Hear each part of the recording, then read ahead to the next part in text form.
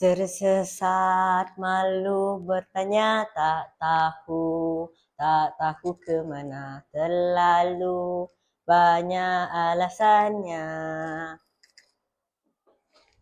Assalamualaikum dan salam sejahtera. Saya Fidaus Amsyah bin Jamarah Anwar, pelajar tahun 5 dan merupakan anak ketiga di dalam keluarga. Ibu saya bekerja sebagai seorang jururawat dan tonggak di dalam keluarga. Saya bersyukur mempunyai ibu yang sanggup berkorban untuk membesarkan kami. Selain membaca, saya juga gemar menyanyi. Alhamdulillah, saya telah diberi peluang oleh guru dan mendapat johan di dalam pertandingan choir lagu patriotik. Selain itu juga, saya telah mendapat johan di dalam pertandingan dendangan syair yang berlangsung semasa program Bulan Bahasa.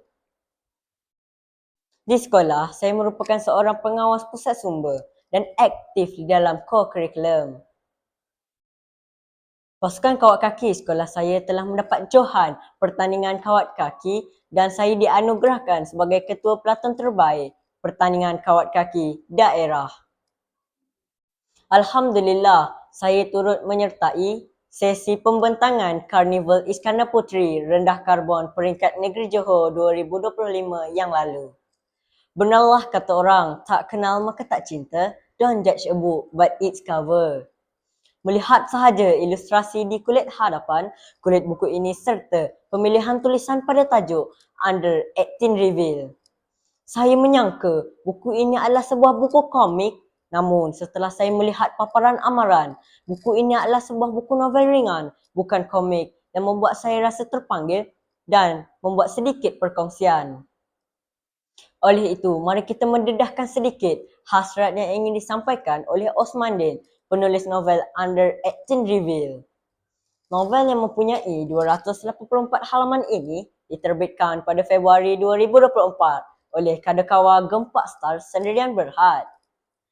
Novel yang menceritakan seorang watak utama iaitu Cikgu Monday, seorang guru sains yang berdedikasi, namun di sebalik kewibawaannya itu, ia menyimpan sebuah rahsia yang besar yang menjadi konflik utama di dalam novel ini. Kedatangan Cikgu Monday sudah pasti tidak disukai oleh X, Kayu dan Yoshi, sekumpulan pelajar yang suka membuat huru-hara di sekolah itu, suka mengenakan guru yang masuk ke kelas. Namun, segala perang yang dirancang oleh mereka bertiga untuk mengenakan guru sains barunya itu telah pun gagal. Kehadiran Cikgu Monday bukan sekadar sebagai seorang pendidik, namun sebagai figura untuk mempengaruhi perkembangan emosi para pelajar. Di sebalik itu, Cikgu Monday cuba untuk menyimpan rahsia terbesarnya yang boleh menjejaskan reputasi serta imej sebagai seorang pendidik. Hal ini seakan dapat dihidu oleh Yoshi yang terserempak dengan insiden apabila Cikgu Monday kelihatan sedikit pelik ketika bertemu dengan Labi, pelajar kelas sebelah. Adakah ada rahsia yang disimpan oleh Cikgu Monday? Sejak daripada itu, X, Kai dan Yoshi memulakan misi untuk mengekori dan membongkar rahsia terbesar Cikgu Monday. Konflik terbesar apabila rahsia Cikgu Monday mula terbongkar satu persatu. Yang lebih mendebarkan apabila X, Kai dan Yoshi hampa kehilangan nyawa di sebuah bangunan sekolah yang terbengkalai yang terletak di hujung pekan. Yang lebih tragis apabila pisau di tangan Labi hampir mengelar leher Kai semasa menjadi tahanan.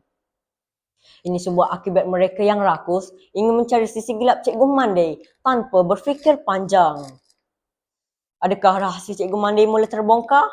Dan siapakah Labi sebenarnya? Biarlah dia menjadi kejutan kepada mereka yang membaca buku ini. Sesungguhnya penulis novel Under 18 Reveal ini memilih untuk menggunakan gaya bahasa moden, ringkas tetapi berkesan untuk mewakili suara remaja zaman kini.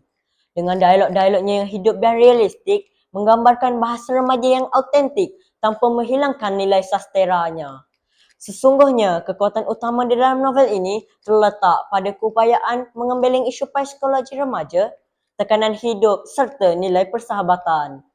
Buku ini mengajar saya supaya berani untuk menerima diri, tangani trauma dengan bijaksana serta peka terhadap isu buli dan bahaya dadah. Sekian, terima kasih.